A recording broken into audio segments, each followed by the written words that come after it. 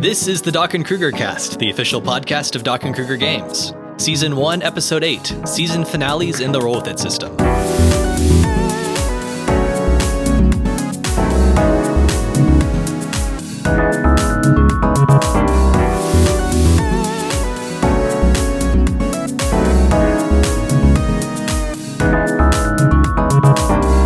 Hello again, my friends, and welcome to another episode of the Doc and Krueger cast. This is Season 1, Episode 8. I'm Chris Krueger, and I'm joined today by Adam Doc Bracken. Hey, everybody. And today we are talking about season finales in the Roll With It system. And quite appropriately, this technically isn't our season finale, but it's the finale, if you will, of Act 1 of our season, in which we're talking about the Roll With It system and how it's played. And then after this point, the rest of the episodes for the season are going to be a little bit more general table talk, or tabletop talk. Tabletop talk. Say that 3 times fast. more general talk about tabletop RPGs, where we're going to be talking about, some of the systems. It's all going to tie back into the Roll With It system, because that's the theme of this season. That's right. But we'll be talking about games that inspired this game, and we're going to be talking a little bit more about kind of just general philosophy in tabletop role playing games. So that's just, it'll be a lot of fun. But today we are finishing up our discussion on the system itself. Yeah, and enjoy it, because from here on out, we quadruple our prices to this free podcast. Yes. So season finales. As we talked about in the last episode, one of the reasons we recommend setting a number of episodes for the season before you start is so the entire group knows where you are in the progression, so you can work toward a satisfying ending by the end of it. 8, 10, 12, those numbers are all great. Mm-hmm. And what we found is that even when you have that in mind, it's very possible that you kind of get to the last couple episodes and maybe you're like, I'm not sure how we're going to get everything done in time, especially if you want to have any sort of resolution following action after the big moment that you've been building up toward. Do it in 10 minutes. It's the American way. Yes. And sometimes once you get to episode 12, it takes all 5 scenes for you to kind of resolve everything satisfactorily. Yeah, sometimes. And then you might find yourself in a place where, okay, we're done. There are no more scenes, but we don't feel like we have closure. We don't feel like we have resolution. Yeah, you got to have the hugs and the flying of the helicopter off into the sunset, and that sneak preview that the dinosaur's still alive. Was that a dream I had? I don't know. And so what we came up with is this sort of system of season finales, and this was this kind of evolved out of an initial idea we had. We're like, to get around this problem, what if we were to change the rules of the game in that last episode, kind of let things be a little bit more free form, and to let that be more kind of players get to decide things, but how do we balance? And what's funny is we did that and we still didn't feel the closure that we wanted. So mechanically we call it an epilogue. Yes. The other way you might sort of think of this as, we sometimes refer to it as scene 6. There is no 6th scene and Roll With It. It's always 5 scenes per episode. But the 6th scene at the end of episode 12 of the season, or whatever the season finale is, lets you kind of get that sort of epilogue, lets you get that closure. It's not necessarily... It doesn't work quite the same way mechanically. It's a little bit more free form potentially. Right. But it can also be a way that you can set up for the next season. And when you use it that way, it actually does have a specific mechanical approach you take. Sure does. Though it works differently from the rest of the game. Yep. And it can be anything from the last scene in the film to something after the credits. Mm-hmm. It's really kind of up to you how you want to do it. But let's go ahead and just dive into the first of all, the purpose, and then the mechanics of how that works. So a season finale can look like a few different things. It can either be essentially a mechanic-less last scene that you play out just like you've sort of been doing. It's a little bit more, it sort of looks and feels, so to speak, like the scenes you've been playing so far. It's just an extra scene where you don't have a specific intention, and you don't have the obstacle, and you don't have the close of the scene and all that to resolve to see what happens. You just sort of narrate. And if you want, you can kind of make it a little bit like a montage, where you kind of say, here's what happens with this character, and here's what happens with this character, and kind of just talk a little bit about where the story goes. Yeah, imagine the captions coming up at the bottom, saying what happened to them. Mm-hmm. They got married. Yeah, right. They went to college. It's one of those kind of things. So-and-so went on to become, that's the funny route. Mm-hmm. Well, not necessarily funny. It kind of depends on how you approach it. It does. It really does. But there's a serious approach, too. Mm-hmm. I mean, you can just play this like any other scene. Mm-hmm. Right. but with a different mechanic. And in that case, actually, in any case, the GM isn't necessarily speaking into the scene too incredibly much. The way that they would is if you need like an NPC's reaction to something, like maybe as part of the scene, you're speaking to some NPC who is important to the story. Right. And you need the GM to do that. But the GM isn't really dictating for the players kind of like what happens to their characters, except if there's something where it's important to like maybe connecting between seasons, which we'll get into here in a minute, that like something doesn't happen, for example. Well, presumably the major conflict has been dealt with. Yes. In some major fashion. Now, there may still be the fact that the Dark Lord hasn't been defeated, but we're going to assume that this is the downtime where the boy who lives under the stairs is having his summer vacation, if you catch my reference. The other way you can approach it, assuming you're not doing it basically just as an extra scene that you play out narratively and you do role play and all this different stuff, or possibly in combination with this, is you're going to have a very specific mechanical approach to sort of winding things down. Yes. And what I mean by that is you're going to basically destroy all the cards left in your hand. Oh, that's terrible. And what this does is it's a way to help you sort of reset mechanically if you do plan to have another season. Right. But even if you're not, it's kind of a good way to make sure you've hit on in some way all the elements you've been building up through the course of the season and coming up with some resolution for all of them. Yep. So what you're going to do is in turn, each player is going to tear one of their cards. They're going to destroy one of their cards as if they were epiphanying or abandoning. And when they do so, they kind of establish whether they're stating something, again, sort of like epilogue, they went on to blah, blah, blah style. Whether you're doing it that way or kind of doing it a little bit more artistically, or like maybe we sort of like see some hint of the motif in there. Yeah, it could be anything from like, I take my samurai sword and I sheathe it. Sure. I mean, literally just that.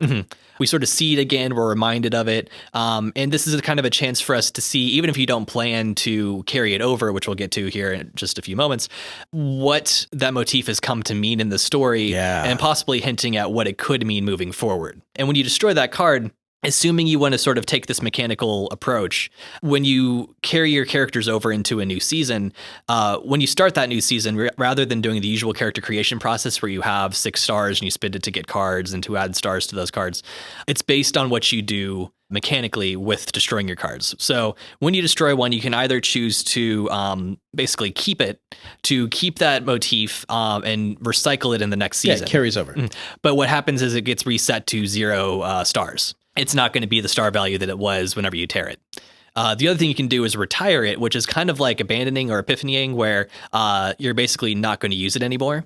Say, for instance, it's kind of a either an element that you feel like you've sort of explored fully, you don't need to keep exploring that motif in the next season, or it's something that you just hadn't been using. And so like maybe you'll sort of bring up, in a sense, like what it means that you hadn't been using it or something like that. We have like some little reminder of it. And then when you do that, you retire it, you actually get an extra star that you can put onto other cards at the beginning of the next season. Right. Or you can use that star to get a new card as well. Yeah. So pro tip, if you're doing this, decide what you're keeping first so that you can then power that up later. Because if you end up doing that last, you won't have the star value to do it, because the sequence actually matters as you're playing this out. So if I know absolutely that my defining characteristic motif, whatever, is that sword, I'm going to sheathe it and I'll just transfer it over with 0 stars. But then the other thing, which is the daddy issues, I'm making this up. I tear that one because I've resolved that. Whatever it was that happened, that I resolved that. He killed the emperor, and I had my moment of yes, son, there was good in me, and then so I tear that card, and I can transfer that star then over, and I can either make a new card out of it, or I can go ahead and add that star over to the sword. I feel like it should be suddenly, a light sword now. And worth noting, actually, that because your maximum hand size is 6, and you're destroying, like you get 1 star or 1 card that you keep. No matter what the value is. Right. Every time you destroy a card.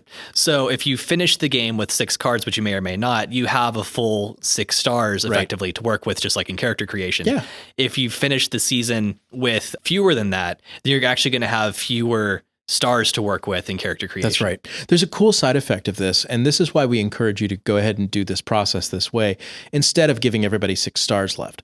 Mechanically, whenever you abandon or you epiphany, that's going to cause you to lose a card. You know, you've been building up this card so you can win that scene and have the big thing narratively. But if in the last episode, let's say it's scene 5 of that same thing, and you have that big moment and the hero of that particular story arc does that, they don't have that card then during the between scenes, you see. Mm-hmm. And so what it means then is that they're going to natively, because they had their big moment, start the next season with less stuff, mm-hmm. and they won't be the focus of the next season. So it's actually really, really cool to see this sort of powering down. And what you end up with is the characters who did not have their big moments play out. You can actually start the next season with them being, you know, more cards, more stuff, more whatever, and more powered up. And it can be more about them. Mm-hmm. So you can focus on a new set of characters, and maybe the background characters didn't fully realize their potential. They can be the ones who start the next season, and the big hero who had his story arc finished can take the backseat for a little while. Give it 3 episodes and that can all change. Right. But what it means is that you really have a meaningful, but what about, you know, Joe? Mm-hmm. And it's like, well, let me tell you about Joe, mm-hmm. who's got 6 cards and he's transferring it all over and he's the most powered up. Mm-hmm. And then, you know, kind of like what we said, as you're destroying each of those cards, you're sort of bringing it back into the spotlight, at least for a moment, to kind of like remind us of it, which also helps to kind of give a little bit of sense of closure. Even if you didn't sort of like resolve it in the course of the 12 episodes with the standard 5 scenes per episode, then we kind of get a little bit of closure with it that we might have been missing otherwise. So that's another one of the reasons we have you go through each one. Yeah. And of course, you can do this in any order. You don't have to go round robin necessarily. Like Doc can tear, you know, 3 of his all at once. Then I have like a few moments where I tear 1 or 2 or whatever. Yeah. And we work our way around that way. And it can actually be a really powerful scene. Mm-hmm. This scene 6, this epilogue, where everybody is destroying all of their cards and carrying them over and setting up for the new season. I mean, you might even start that scene with the idea of, well, I guess we're done. Let's just play this out so we can have our closure. And then as soon as you're done making that new set of cards for the next hypothetical season 2, suddenly everybody at the table is like, guys, we've got to play this. Mm-hmm. We need to jump. Wow, we just set this thing up and you know, we pulled back and now we're locked and loaded. Mm-hmm. And that's neat. It's mm-hmm. a neat experience once you've had that, let's call it 12 hours of gameplay, and you're ready to transition into that moment of change. Mm-hmm. And we don't ever, at least I'm personally not familiar with games where you get XP and you level up and you get XP and you level up and you get XP and you level up. And then there's this moment where everybody powers down. Mm-hmm. And the idea here being that, you know, we've talked before about how, you know, failure doesn't mean incompetence. No. And so you have these characters who have proven to be, they've overcome things or they've changed significantly. That doesn't mean that all goes away all of a sudden when you start a new season. Not at all. It just means that, like, as in any sort of good serial, a series of novels or movies, you've got a sequel or something like that. There's this new problem that they need to overcome, this new change that is taking place. And so just because they're really good at what they do doesn't mean that everything's going to go their way. Yeah. And having them be a little bit underpowered at the beginning kind of, in a sense, if you're thinking of it this way, which it's not always necessarily like the threat, yeah, the conflict. But whatever the conflict is, it's going to come across as being big and important and something that's going to have to be resolved over time, not something you can just like, oh, hey, well, that was easy, that sort of thing. I think we've all played in that game where we started out as a level 1 nothing, got up to the level, let's call it 5, 6, 8, 20, whatever. We've been playing for years. We're level 20. And they throw the dragon at you and you just basically one-shot the thing. And it's like, well, where do we go from here? Mm-hmm. How do we're going to have to battle a demigod at this point in order to feel epic again. And that's what we're trying to capture here with this transition over into a scene 2. And this idea of, starting a new season. And I want to contrast that with starting anew, pun intended. So starting a new versus starting anew. And that's simply this. You can, and if everyone wants to, you should wipe everything out, give the 6 points, and start again. Just like with character creation. Sometimes that's the best thing to do. And sometimes you can actually mix it up too, where like you keep a few characters, but someone wants to play a different character this time. Absolutely. And you let them start off with the standard 6 stars, and they do go through the normal process. But the rest of the party perhaps had their carryover that they went through the sort of formal. Especially if you had a character death. And I guess that's worth mentioning is that at any point during the season, you want to bring in a new character. You think narratively it's the right time to retire a character or even kill off a character. Just standard character creation, 6 points, boom, you're in, and bring them in the episode. It doesn't break anything. It's totally fine. And again, you don't have to be quite as formal with the, say, for instance, everyone has a full hand of cards and you've got 4+ players at the table. And so you spend, 30 minutes all just like tearing things constantly. It can actually get a little bit tiring. So if it starts to like get a little bit ridiculous to you, feel free to like cut it off early. If you just want to sort of be like, yeah, I'm retiring all of these and I'm not going to bring them back in the scene. I'm just going to adjust the ones that I'm keeping. That's right. And then just kind of like ditch them. Or again, it can just be as loose as, we're just improving a scene. The GM might be interacting with us as the NPC, but we're not doing like a formal, open, set the obstacle, close, resolve system. We're just kind of playing it out. Like in season 4 of Roll With It, we got done with our story. And then we sort of had that scene 6 where we just kind of had the process of everyone getting dropped off back in their own time just to resolve the story. Because if we had just ended it with, cool, we got the thing, that wouldn't have felt like a resolution. Yeah, it really wouldn't. We needed that scene 6 in that. So yeah, if you're looking for sort of a compromise, quick and dirty version, just count the number of cards in your hand. That's your star value moving into season 2. Explain how you're going to create that character based on what your character has been. And then, of course, as we mentioned in the rulebook too, like a new season of the show can maybe follow an entirely different group of characters. We already mentioned how you can retire certain characters and bring new ones in if someone wants to try something else. Maybe your players change, like maybe you bring in someone new, but someone else drops out because they're, not around anymore for the season or whatever the case might be. So there's so many things you can change between seasons. You can have it be like kind of a direct follow-up, like we're picking up right where we left off and we keep going. Or it can be like, years pass and this is like, a new generation, or it's the same characters, but like 10 years later or something like that. Yeah. Or you can make it always set in Halloween, looking at you, Stranger Things. Or you can make it a prequel even. You can go back and see like... That's madness. Right. So there's a lot of different ways you can approach what you do with the new season. Yeah, absolutely true. And so what we're really interested to hear about from you guys as you've started playing this and as you get some experience with the game is, how your stories go, how your seasons and how your season finales go, whether or not you get a season 2 and how you sort of connect them. Because we can share what experiences we've had, but we're really excited to see what other people do with it. Yeah, we are. In fact, we would be deeply honored if you were to even record your sessions and just put some actual play out there with the Roll With It system, similar to what we have done, and tell us your story. We invite you to let us know what your stories are like, what those epic moments were, and we would love some of those stories up on Doc and Krueger. Maybe we even talk about them a little bit on the cast, or again, if you have any questions, we're happy to help you out with like.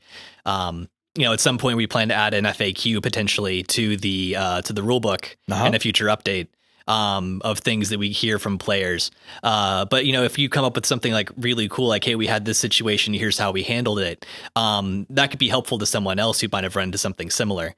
I'm sure there's lots of scenarios that we've encountered a lot of things and worked around it.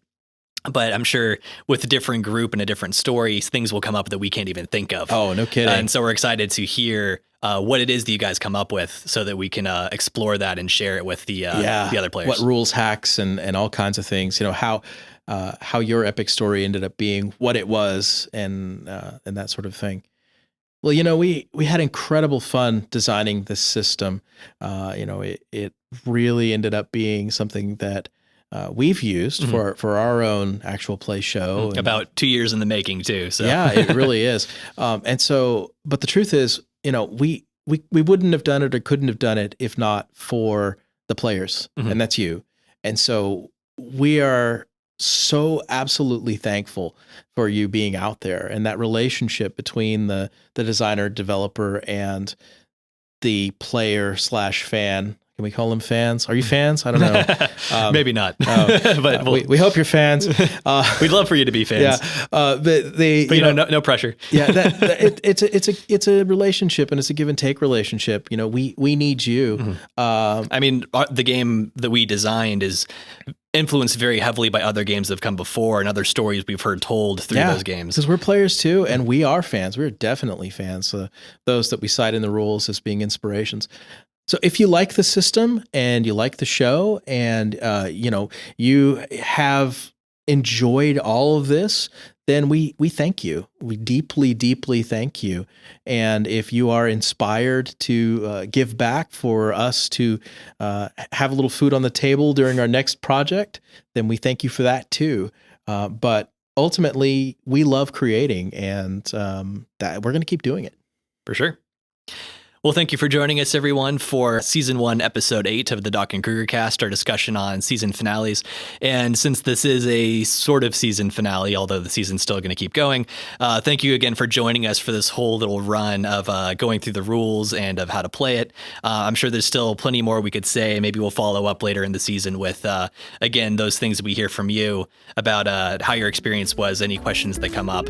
And we'd be happy to have a conversation with you. Yeah, absolutely. Stay tuned, because our own Act 2 of the Doc and Krueger cast is going to be about other games that we didn't design and the inspirations and how they became inspirations for us, for our design. And then some just general storytelling tips and sort of our own philosophy of design and things like that. So it's going to be good stuff. So on that note, I'm Chris. I'm Doc. And we'll see you next time. The Doc and Krueger cast is a production of Doc and Krueger Games, jointly hosted by Adam Doc Bracken and Chris Krueger. The theme music was composed by Nick Krueger. The Roll With It system is available now. You can find it and our other games through our website, docandkrueger.com.